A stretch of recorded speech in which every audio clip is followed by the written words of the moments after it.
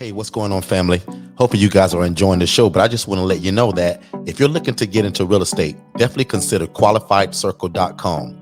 We do something that's called asset-based lending. So we don't care about your W-2s, your tax returns, and all of the things that a traditional bank would ask you for. The other thing that really makes us stand out is that we loan on real estate as low as $25,000. So whether that's a fix and flip, buy and hold, or you want one of those 30-year rentals, bridge loans, and also we do business lines of credit. So if you have an established business already that's generating income, we can also get you guys a line of credit. Definitely visit qualifiedcircle.com. Now let's get back to the show.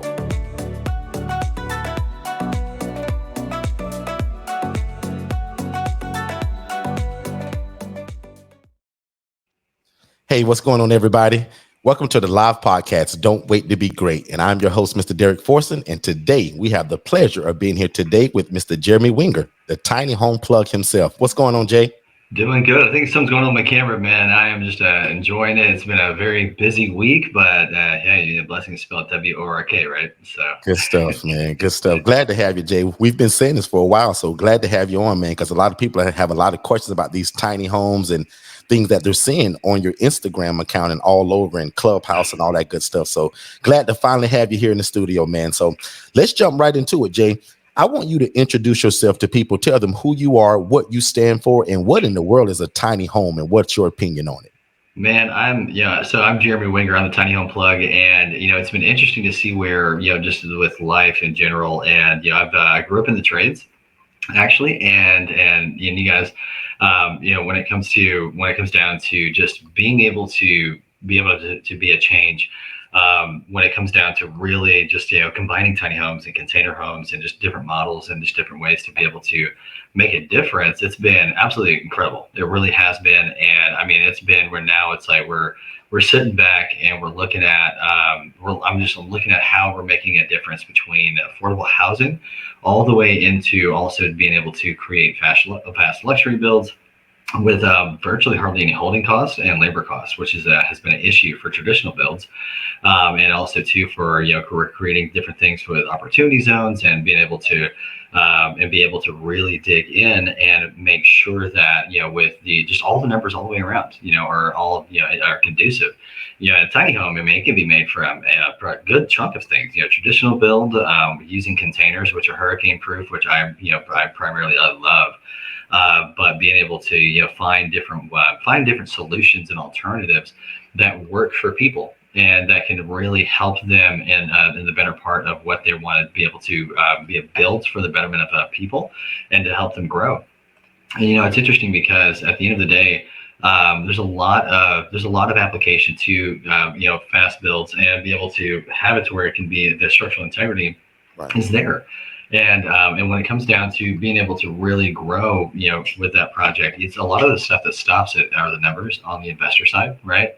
And also the turnaround time and just all of that. So it's interesting, man. I just, I'm very passionate from everything from affordable housing to create a solution that is needed, but also too to be able to grow and be able to really just knock the thing out of the ballpark, and just so many different facets. It's not just from how it looks, but also how long is it going to stay there for, the longevity, the experience that is going to be created for those people that are going to be able to really grow.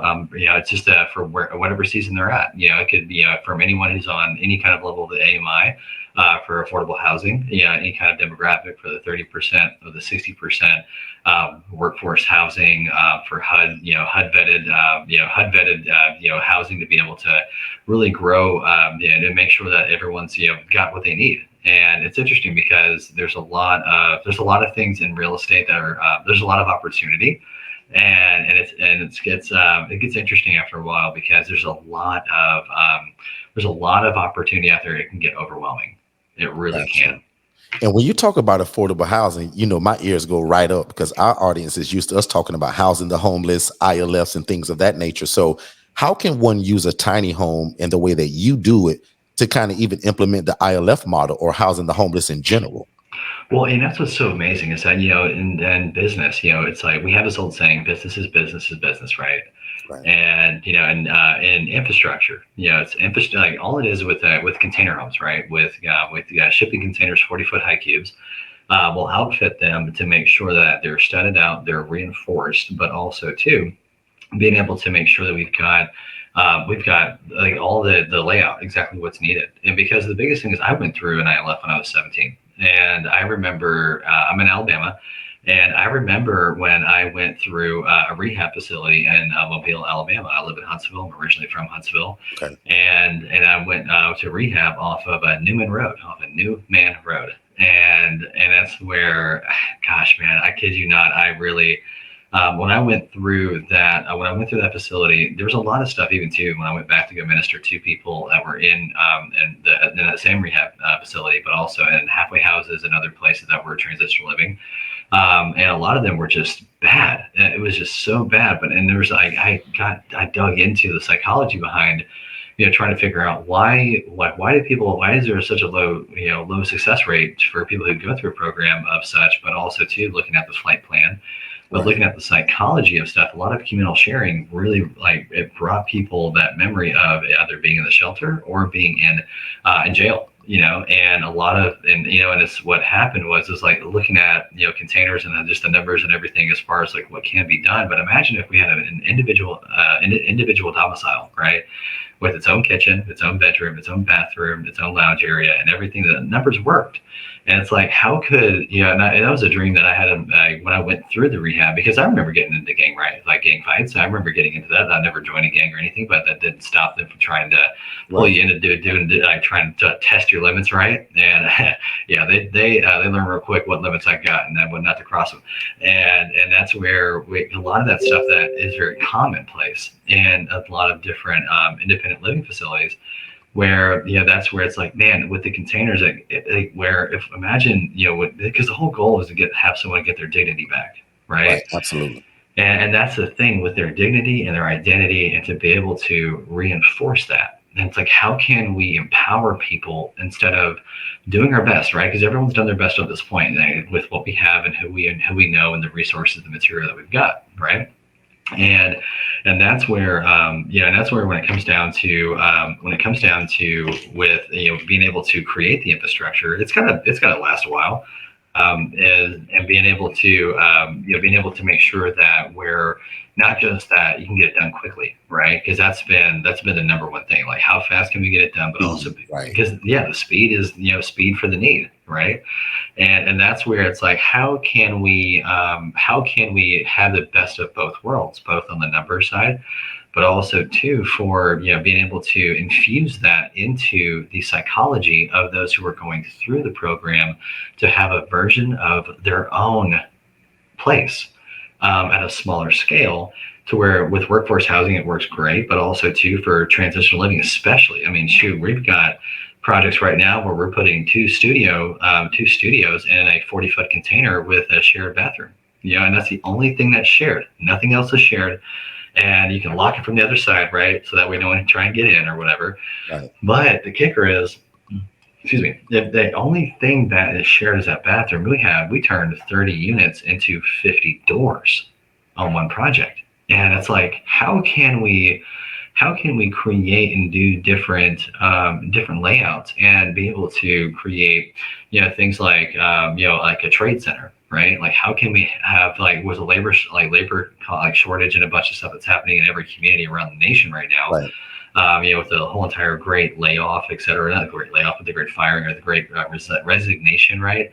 With all that happening, a lot of people, and I mean, I own, several companies alongside with the Tiny Home Plug LLC as well, but I grew up in the trades, and I kid you not, there's a lot of people that are entitled, in this day and age, to where it's like, if those who want to work and who are hungry and really want to be able to learn that trade, then I mean, there's nothing stopping them from feeding themselves and their family, not a bit.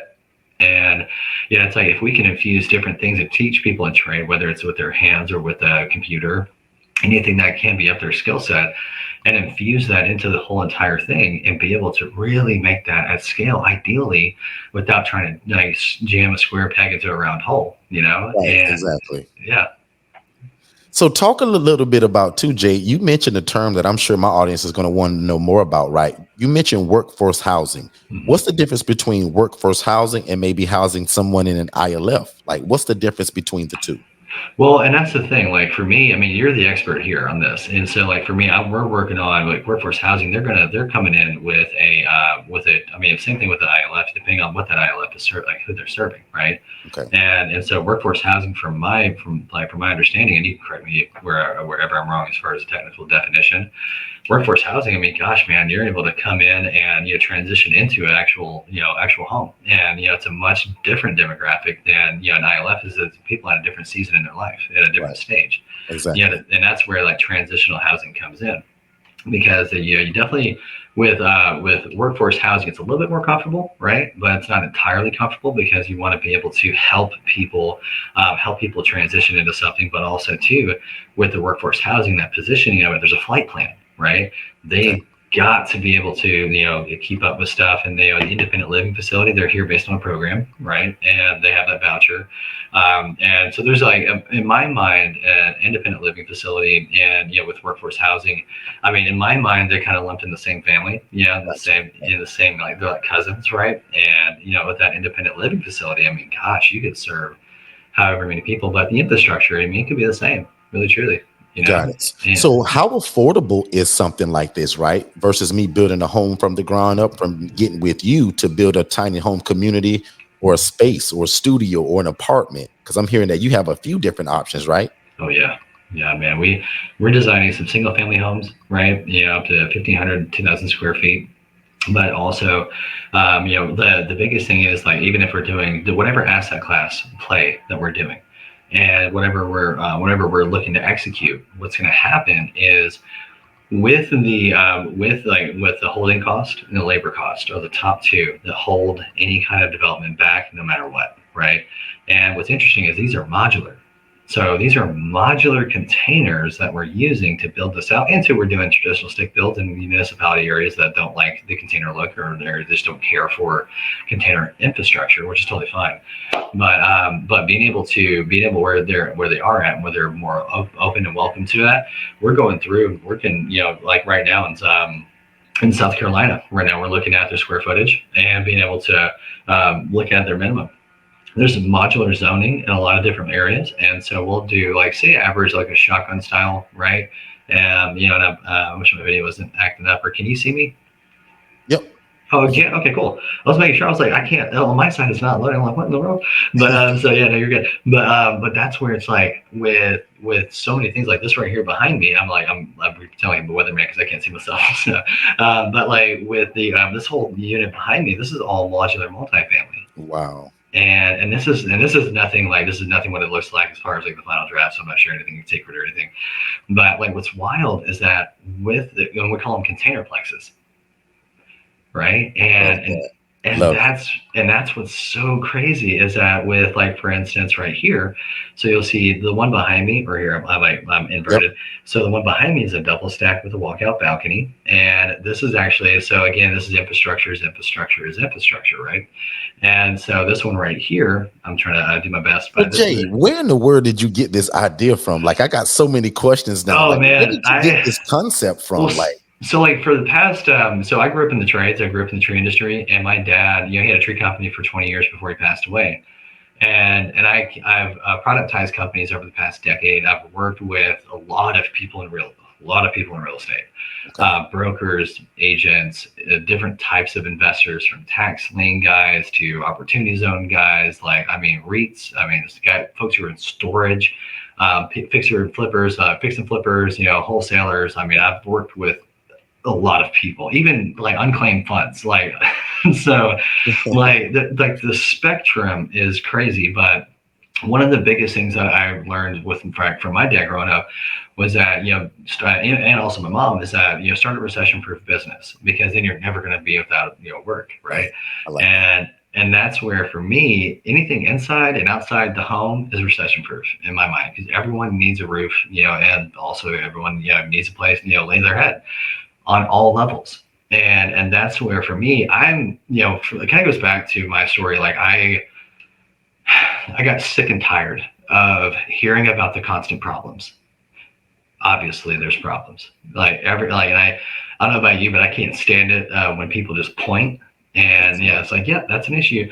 And then it was like, yeah, it's like, obviously, duh. But let's go and do something about it. And that's why I started that whole campaign, Cancel the Housing Crisis, because a lot of people know there's a need.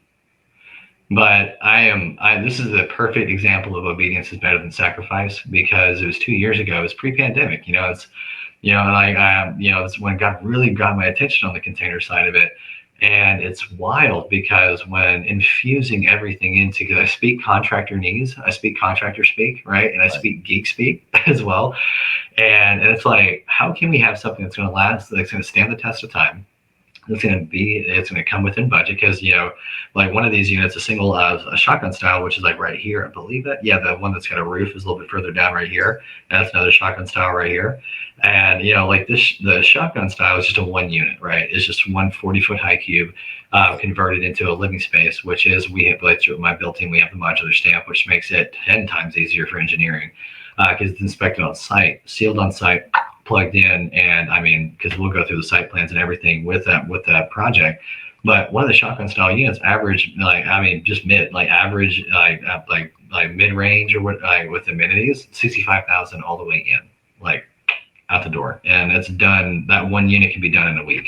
65 grand. Yeah. Got it. Okay. Yeah, not 6,500. Because right, of course. And that's the shotgun one, right?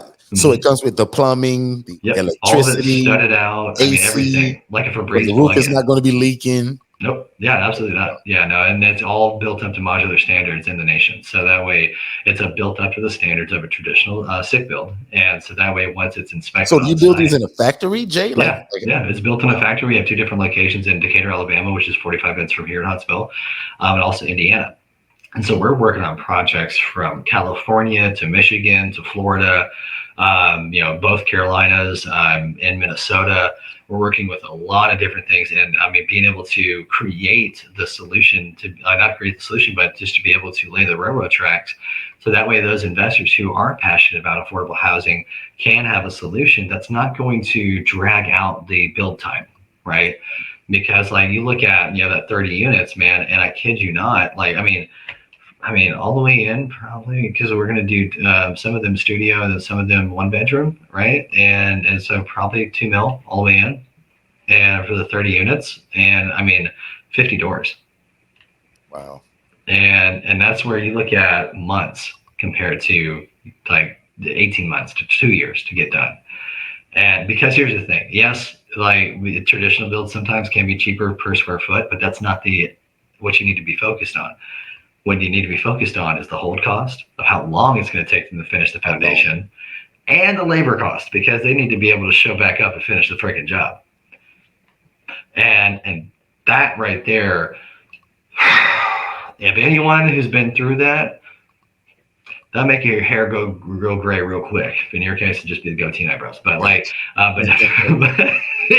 but that's where when it comes down to the speed of production and the speed of getting it down on the ground, and we're able to do so many different foundation types. Of course, with majority of the time it's going to be a permanent foundation, which is a concrete pad. But even if we go 2 or 3 high, we have to think about that load. So is it required to be on the concrete pad? No, it just depends on what asset class we're going for. We can do them as an RV asset. Way? Again, it depends on the asset. So, safest way, if you don't want it to go anywhere, we can do traditional foundation, but we can also do helical piles, which is an 8-foot to 12-foot screw that goes in the ground and is anchored onto 4 points of the unit, and be able to, or 6 points, depending on if it's in a hurricane-prone area, which 8 to 12 foot in the ground, you're not going anywhere. Right. Wow. That's good to say. Yeah, and that's where we can put them on concrete beams, right? We can put them on cinder blocks. We can do them on a traditional foundation, because some county municipalities will require it to be on a permanent foundation. And so, and also too, if we're doing a containerplex, definitely on a permanent foundation. So it's going to have to be, but how deep in the ground we go is what is going to be determined, because these container units are a little bit heavier than a traditional build. That's one of the cons to it. But at the same time though, building that out, factoring that into financing and funding is not hard at all. That just goes up ground up construction if need be. Okay. Now talk to me about this, Jay. Where can I put these? Like, obviously, I just can't go and buy one and put it anywhere, right? So help me with that, right? Guide me, Jay. Where can I put a tiny home at? You can put it on the side of a mountain if you want to. It all goes back to, really truly, because helical piles are what support the bridge. So like going far outside of the spectrum. We can put them on raw land. You can scrape existing property and repurpose it, put it in the backyard as an accessory dwelling unit, as an existing homestead, right? So for instance, for example, for folks that have a single family home that converted it over to an area, not an area, but as far as a dwelling for workforce housing transit for an ILF, right? That's where they can put these in their backyard and actually expand the doors, and that way it increases the equity on the property. And also too, if they want to buy the vacant land next to it, have that as part of that whole entire main homestead. And there's so many things. All we do is just utilities, with water, sewer, septic, and electric, or in some areas, if it's up north, well water too. Just make sure that we have it all patched back to that, based on the survey and the soil testing as well, and it's really, we can put it Now, anywhere. does your team take care of the soil testing and that stuff, or that's an outside thing? Well, that's where Tiny Home Plug LLC comes in on as an exterior add-on to the build team. So that's where we'll go through and actually project manage everything and, sort through and find the right contractor for you, vet them and sniff out all the garbage and see if they're full of it or not, right? Because a lot of people perform just to get the job, and then they don't show up to complete it. And so I'll always sniff through all of that. But also too, we'll do the renderings as well, 2D, 3D, and 4D renderings, to make sure that if there needs to be a municipality pitch, we'll translate it into that. But also too, for the business plan. What is that business plan, and how are you going to cash flow? And also too, because even with an ILF, you still need to have systems in place. And I'm huge on automation. Like, automation is my therapy. Like, I love technology. Wow. And so that's both sides of my brain at work. And so my team will do the renderings. We'll go through everything based on that site map, but also to gather together the estimates, because to get it positioned for funding. Because even if it's private equity, right, private money or retail money, and be able to position that with the lenders, because I've got tiny home funding, and there's a lot of other lenders that are out there, like yourselves included, to be able to have what they need in place. So that way they check off all the boxes. So that way when you take that to your lenders, they're like, what? Because when you have all of that together, you and I both know that when you have all of that together, man. It makes it so much easier to get approved for funding. And look at that exit strategy. Look at that exit strategy. If that exit strategy is a grant, or if it's HUD funding, or even HUD VASH, right? To be able to align all of that out, and that rolls actually into the build estimate, and it rolls off the total cost. So it zeroes itself out if they push through and get, and actually make the project go vertical, or they can just keep that for a future project. But we'll go through all of that and make sure that we have everything lined out, that they've thought through anything and everything that needs to be considered. Because right now we got a project that probably isn't, it's going to be a dead project. It's not going to work because of that location of that plot of land. The accessibility, big thing.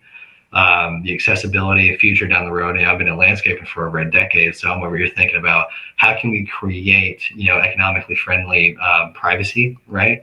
And to be able to do that, because it's like this one property I'm thinking of, it's right next to a business on one side, but it's part of an apartment complex, right? And so they're wanting to expand the footprint of an apartment complex using the modular containers, because they're modular multifamily. Okay. And that changes the game entirely. Wow. How long were you in this before you knew that you could stack them and become a multiplex? Because obviously I'm imagining you started out saying, you know what, we'll do one of these, but what point did you get to when you start stacking them, Jay? Man, it was like day two. But so right away, huh? I like Lego sets, really, truly. And that was part of with, being able to look at what does need to happen when you stack them, like as far as soundproofing, right? Structural reinforcement, making sure that how high you go. Also, too, there are regulations for that, to be able to make sure that they're locked into place, because that is huge. That is one of the biggest things that a lot of people don't consider, because you got to be able to lock them in like a Jenga set, right? You can't just stack them 3 high and go single wide. You need to go double wide, because at the end of the day, if something comes up and hits that thing, down. And so part of that is, and there's some counties will allow that too, but the biggest thing for me is that I always try to go double wide. If we go three high, depending on that infrastructure, and that's part of what's interesting is that when in some cases it's totally fine to go three high and have them like stagger stack with support, to be able to do that. And stagger stacks are really neat too, because because like say you have one right here and then you have another one like this area right here is going to be a lockout balcony. And that's where, even too, if there's another one on top, then you can kind of see how it goes with that, even an overhang already built into it. And that's what's unique about with the ability to get creative, because we don't have to stack them like this. We can stack them like this. We can stack it gets insane. Like we can do so much with them. Got it. Okay, got it. So tell me this, right? Obviously you're involved in a lot. Are there any new goals going into 2023 that's something that you haven't done yet with the tiny homes that you look forward to doing? Man, honestly, creating more veteran workforce housing. Yeah, it's one of the biggest places in my heart, but also too, honestly, when you say that, Jay, do you mean by building it and you doing the workforce housing yourself, or just building it for partnering up? So personal goals. Yeah, for me, because I've been helping everyone in their vision this year, and that was an assignment from God, just to focus 100%. Even though, because I'm scouting out land and finding deals to help with other people. Right. But my assignment this year from the Lord was to be able to focus in and be able to help equip people. And so next year, man, I'm going to be doing a ton of short-term rental corporate housing type of developments. But that's where part of it too is to be able to partner up with those who are called, because that's, I'm called to those who are lepers of the culture, those who are who are considered lost causes. Gotcha. And so that's where I gave into partnering up with people to have those operators there in place to be able to create independent living facilities. And so that's where I'm going to start that process next year. But being able to, that's probably be 2 years out, but for next year, man, just to be able to continue partnering up with people to help them be the change that they know that they needs to happen out there. And because I'm going to be JVing with a ton of people next year, and it's just nuts, man. This whole year has been all about equipping and getting everything on the ground, so that way, it's all moving smoothly. But man, next year though, I'm going to be JVing with so many different people to help them really expand, and just in ways that make sense, and to be able to really just move it even at a faster rate. Ecclesiastes said the three-quarter strand's not easily broken. If one could put 1,000 a flight, then two could put 10,000 a flight. I'd love to see what I can do with three. Absolutely. And along that same line, because I love that, right? That's right down our alley. Talk a bit about your faith and your faith in God in terms of what you're doing and how that's kind of molded you to be where you are today. Talk about that a little bit. Boo! It's the breath I breathe. Man. So my story, my parents divorced when I was 10, and I'm the oldest of three, and oldest of three siblings. And my dad was that evil parent, and I was the pawn that was bounced in between. Of course, I wanted to believe in my dad and get his affection, his attention, his appreciation, and so I just believed everything he was saying. And so that led me into, I contemplated suicide when I was 16. It was May 6, 2008 is the night that I received Christ in my heart. And what's wild is that was the night that I told God, I said, if you're for real, just keep your word, and I'll keep your promises, because my dad never kept his promises. And I said, God, just keep your promise with me, and I'll never give up on you, no matter who or what comes against me. A month later, I went into juvie, and that's when my mom sent me The Purpose-Driven Life to read through. But in that The Purpose-Driven Life? Yeah. The book, okay. That book, and that's one of the things that steered it. But it was my counselor, who was a Spirit-filled Christian, that really, there's so many different degrees and in the body of Christ, but he poured life into me. And I kid you not, after I left the rehab facility, that kick-started a lot of me needing to repair that relationship with my dad. And I grew up in the tree industry.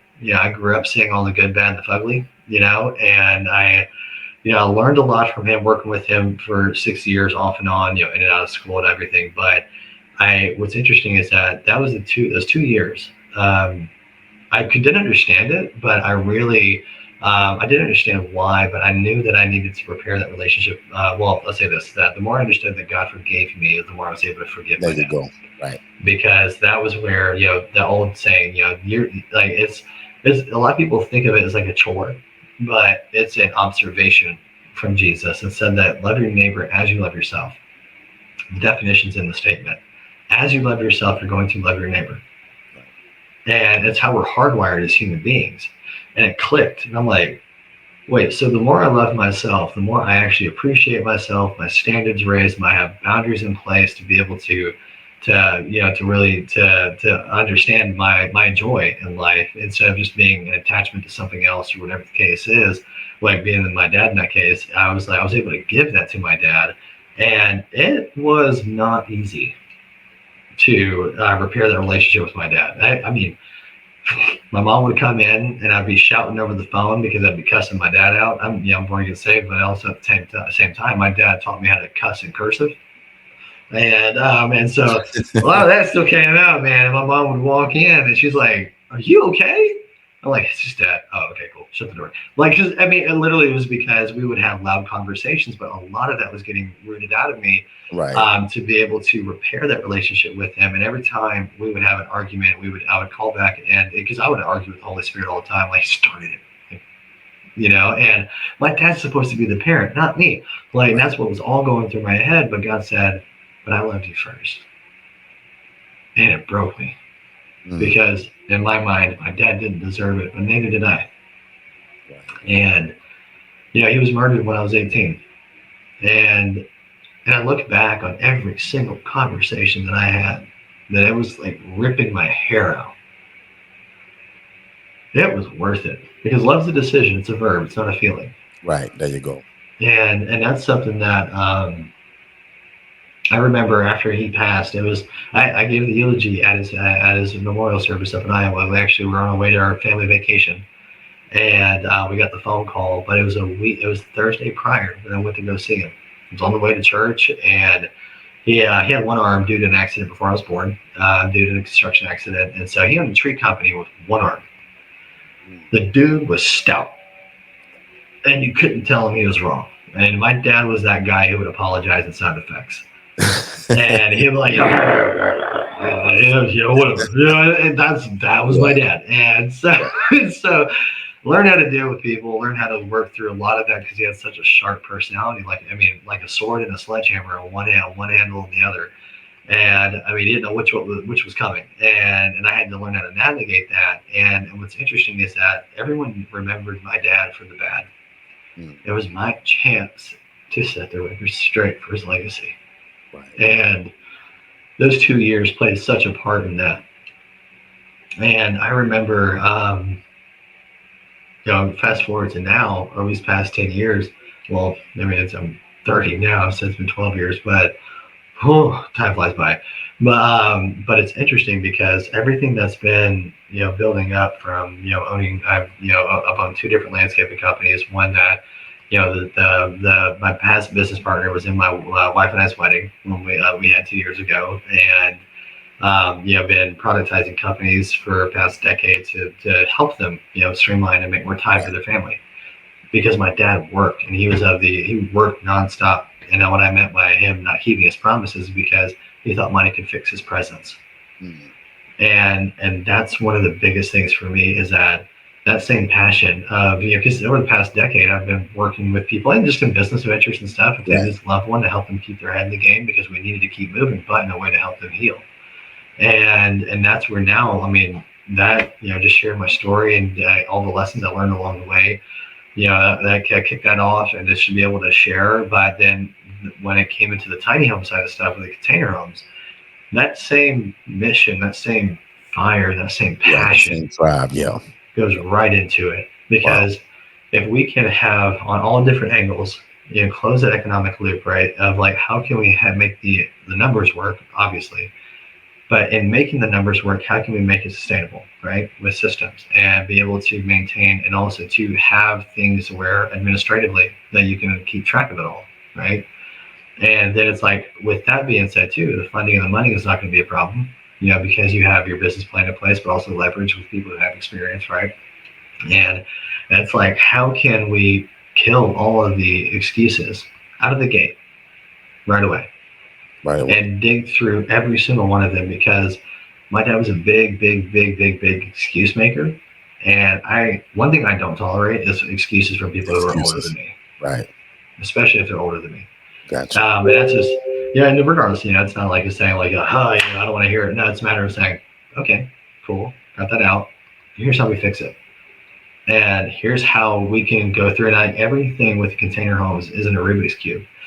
From the trades side of stuff, from the automation and tech side of things. I mean, that's part of why I have ownership in quite a few different companies, equity holder, or holding in some, but also with being on the board of advisors, whatever it looks like. Because we have to think through these things. We have to think through the macroeconomic side of it, from the municipality side, but then also go through the bottom up locally, be able to, how can we stimulate jobs? Like what is the biggest issue right now? Trades companies need to be able to have employees. Where does the ILF come into play? How can we train them also too to help get them into the right mindset of saying, I need to my standards, because of how I see myself now, are raising, and I need to be able to keep boundaries in place so I have infrastructure in my relationships, so that way I can have infrastructure in my life. And that flight plan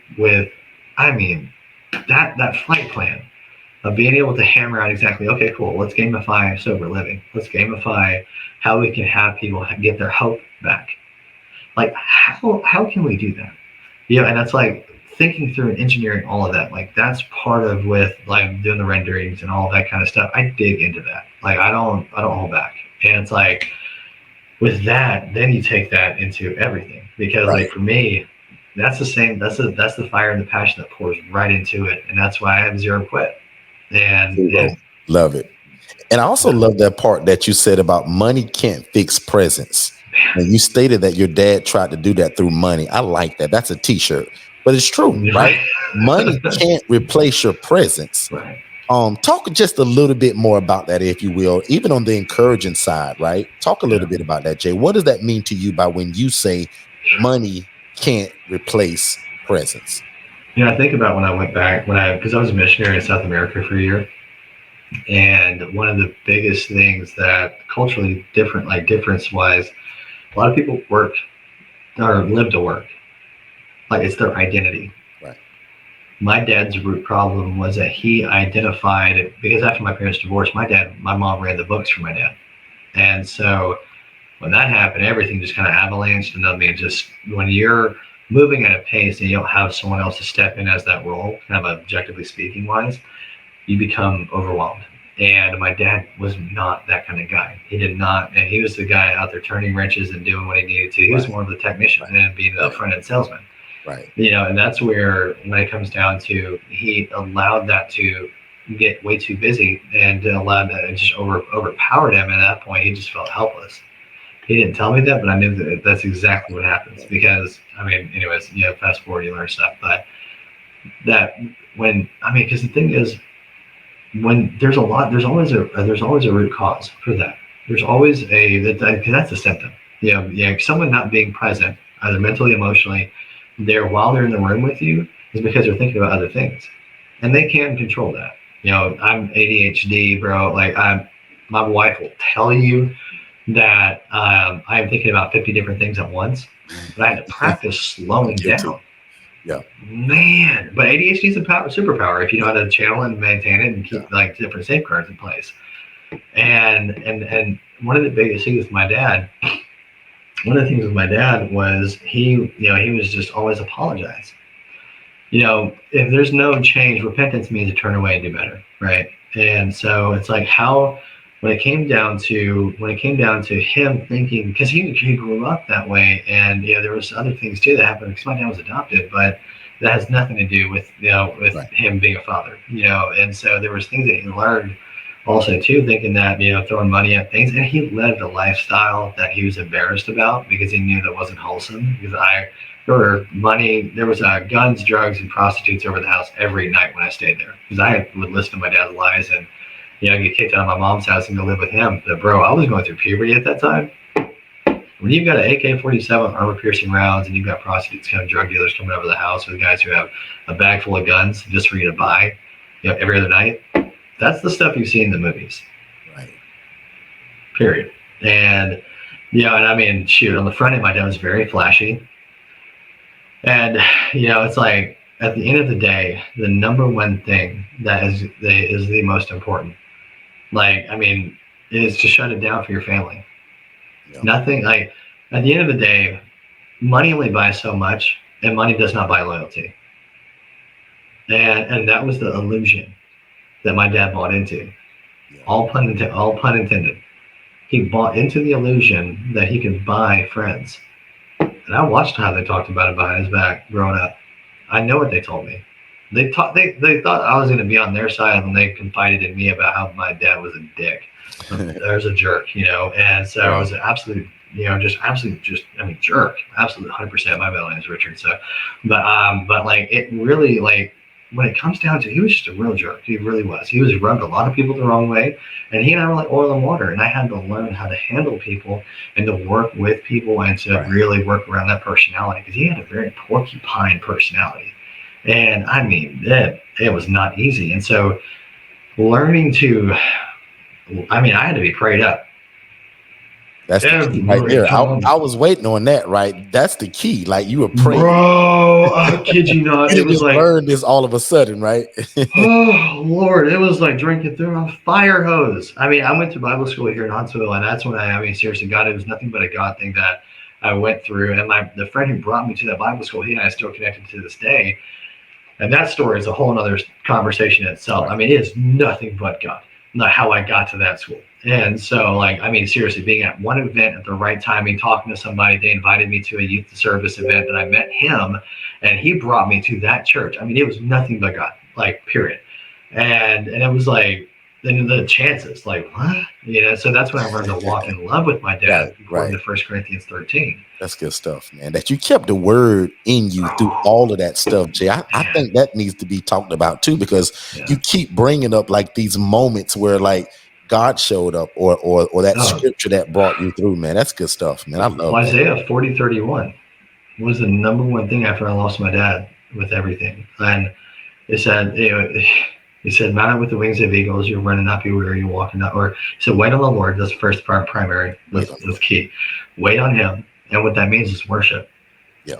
Worship and wait on him, and you'll mount up with the wings of eagles, you'll run and not be weary, you'll walk and not faint. And it's interesting is because eagles in a storm, that same storm that Jesus said, peace be still, is the same storm that's also our footstool.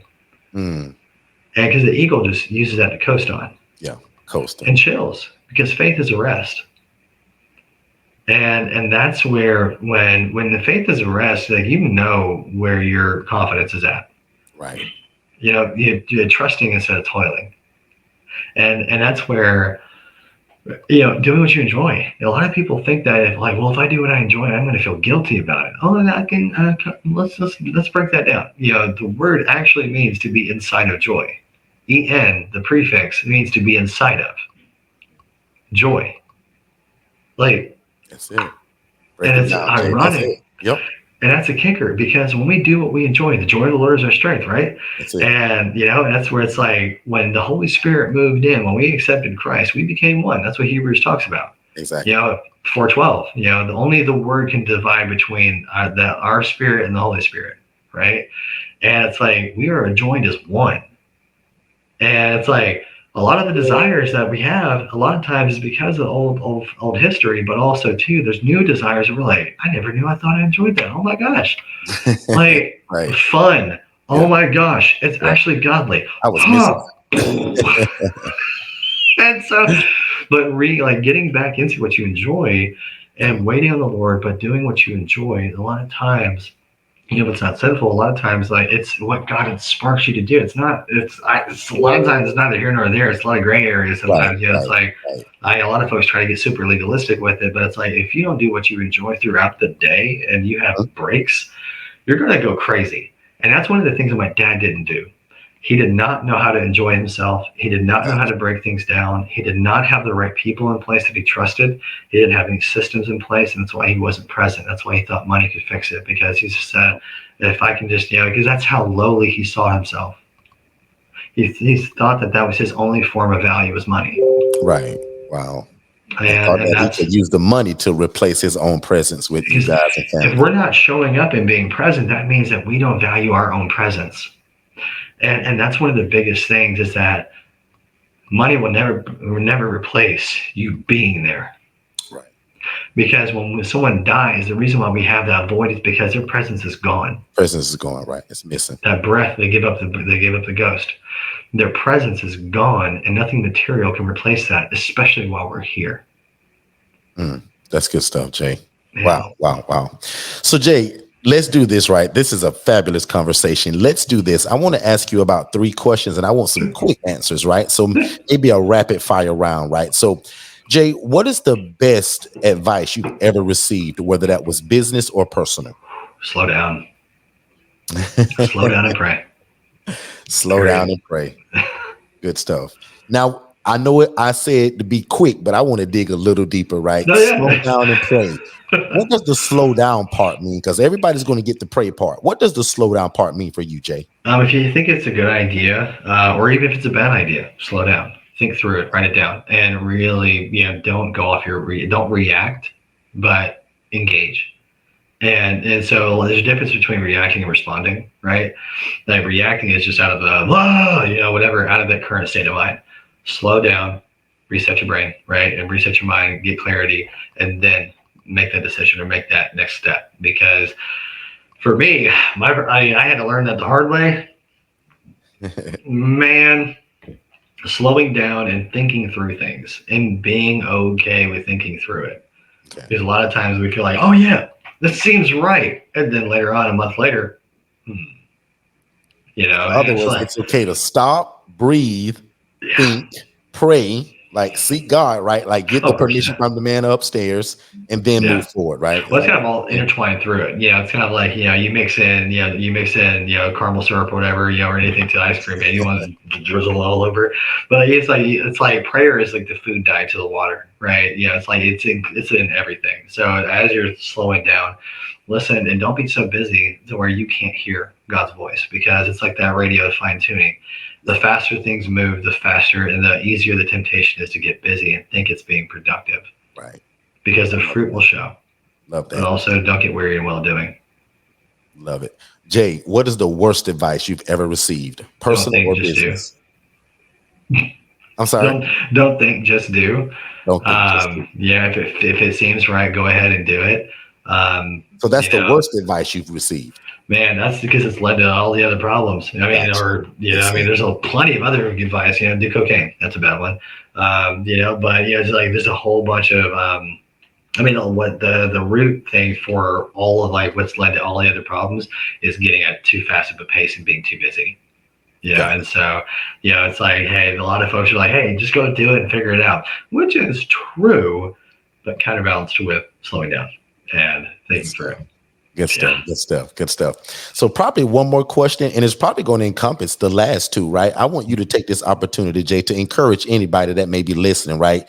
You gave a story how you kind of, like the kids say, we started from the bottom, now we're here, right? I want you to encourage anybody that's either going through something or that just seems to be struggling a little bit in life to get ahead. What advice would you give them to keep moving forward? Oh my gosh, resourcefulness. I don't care where you're at. I really don't. I don't say that as a heartless place, but it doesn't matter. Where you're at, you can be resourceful, but you are your number one asset. Not the things you have, not the people around you, because they're probably here for a season. You, right now, are your number one asset, and your number one weapon is right below your nose, literally. Your words, personally, will make or break you. And I want to encourage you to take self-inventory today and throughout this week, literally, to think about what are you saying about yourself when things go wrong, compared to the things that you say about yourself when they go wrong, when they go good, when things are going according to plan. Because when it goes wrong, whether it falls apart or falls in place is entirely on you. Because things may not be as originally planned, but here's a kicker. You can't see across a football field when someone's holding the picture. It gets clearer and clearer the more you take steps forward. And here's the thing. You're going to mess up, even if you don't do anything, because we're human. And trust me when I tell you that God had a budget for your stupidity and he had a budget for mine. I was homeless, literally. My wife and I met when I had an air mattress. And I moved back here to Huntsville. And now we're here. The thing is, I don't care where you're at. It does not stop you from getting up and making a decision and to stay steadfast. Because when you're resourceful, leveraging exactly what you have and who you know that are in your hands and in your circle, stay humble. Of course, be able to pay bills and do what you need to. But at the end of the day, your resourcefulness and how you create leverage is going to be able to determine exactly the next doors that open up. But here's the thing. We're talking about fun. We're talking about creativity. If it doesn't go in alignment with how you're created and your giftings, you're gifting. You don't obtain your gift. You don't gather it together immediately. It's inside of you. But the more steps you take, the more puzzle pieces you're going to pick up, and the more resources and the more connections you're going to acquire that may come into play later on. So don't give up. Because, the thing is, God hasn't given up on you. And the thing is, the devil's going to try and tell you everything under the sun and try and convince you outside of it, because every one of those negative thoughts, think the opposite. It's the truth. Because if you write every one of those thoughts down, every one of those stinking thinking thoughts, write every one of them down and write the opposite down. Write them down, write all the stinking thinking thoughts on the left column, and then flip it over on the right column and write the opposite. And that's what you need to start talking about yourself. Your resourcefulness doesn't stop. And here's the kicker. I know a lot of people who have $500 million net worths who are not happy. And they are struggling to find peace. So remember that what you stay consistent with, he who's faithful in the small things will be faithful in the big things. And that is not a lie. What you're doing right now is practice. So start the workout and don't stop it. Because what you're doing now will set the precedent for what is to come. Things build. The vision doesn't happen all overnight. It builds into it. And if God told you everything he's got in store for you, it would probably freak you the heck out. It would. It scared most people. Yeah, because I didn't think I'd be doing what I'm doing right now. There 3 years ago. I'm like, what? Yeah. Wow. Good stuff, Jay. Man, we can't close it any better than that. Jay, I appreciate you so much, brother. This was a great interview. But before we go, I want to make sure that everybody knows how to find you. So, Jay, we're going to post it. We'll list it. But you tell everybody verbally, man, where they can find your website as well as social media, Clubhouse, everything. Yeah, you guys can just Google Jeremy Wenger on there, Wenger on there, and find all the social. But you can go to www.tinyhomeplug.com, and that's where you can find all the content, a lot of different good educational material to be able to connect the dots. And there's an application on the contact page, no strings attached to it. Just go through it, and you can look at exactly what you would like in a perfect world, and it goes right to my calendar, and we can hop on a phone call, really quick, and just go through everything. Good stuff. Jay, man, thanks again. I appreciate it. And guys, thank y'all so much for joining the Don't Wait to Be Great podcast. Again, I'm your host, Derrick Forston, and we're going to be tuning in more with exciting people that are doing things that are changing the lives of other people. So Jay, again, man, thank you so much. Don't wait to be great. Move at the speed of instruction, and we'll see you guys next time. Amen. Hey, what's going on, family? Hopefully you guys are enjoying this podcast, but I want to drop in real quick and ask you a question. Have you ever thought about housing the homeless? Have you ever thought about making a change in your community through housing? Have you ever thought about starting your own independent living facility? Well, I have a webinar just for you. If you type in ForstonConsultants.com, under the tab that says Educational Resources, we have a life-changing webinar that by the time you're finished watching it, you're going to know if this is something that you're supposed to do. But like many of us, God has already put this on your heart. So definitely visit ForstonConsultants.com. Under the tab that says Educational Resources, click on that webinar to be an ILF operator today. And also, we don't want finances to stop you. So if finances is trying to be a problem in your life, we offer financing. We also have a tab on the same website that says Apply for Financing. And in less than 60 seconds, you can see what you're approved for. And there's no hard inquiries until you decide to take the deal. Apply for financing, and we'll see you on the other side of changing lives.